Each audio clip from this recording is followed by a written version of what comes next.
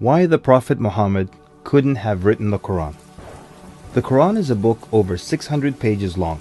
It covers a wide range of topics and was revealed bit by bit over a period of 23 years. So if a man wrote the Quran, we already have a number of problems.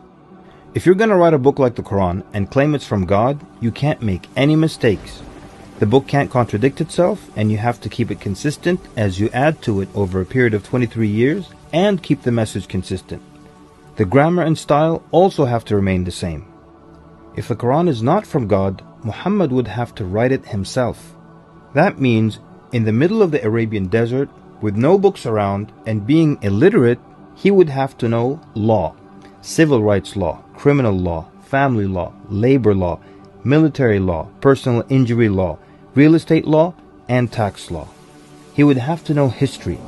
With little to no Christian presence in Mecca, he would have to know the stories and events in the lives of the prophets before him, the history of past nations, Judeo-Christian religious rulings, and he would have to know it well enough to somehow offer additional information and details not found in those books.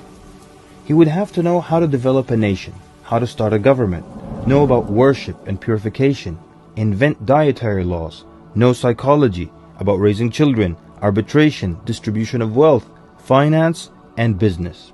In the area of science, he would have to know embryology, oceanography, about plate tectonics, cloud formation, UV rays, know about plants, mountains, bees, the human brain, the Big Bang, and the expansion of the universe.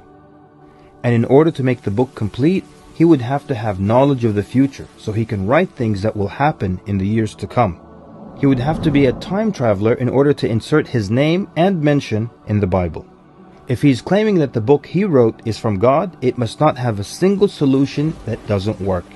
He must also keep his emotions and personal life out of the book. The book should not reflect happy times nor sad times in his life. The writing should not become cheerful and optimistic, nor sad and gloomy as if a human wrote it.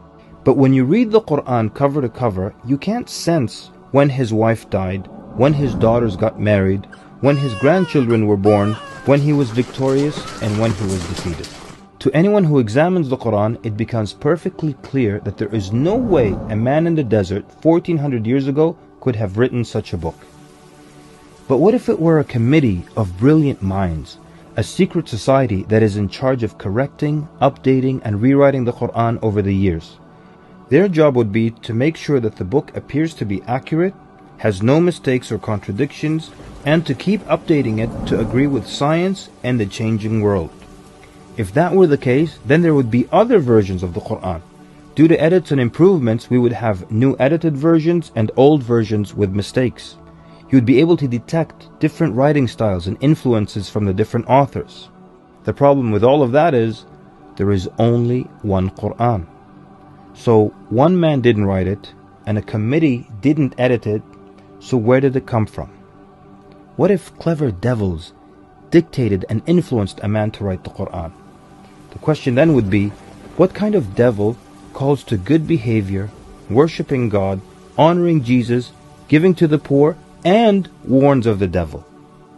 Any way you analyze the Quran, you come to a clear conclusion.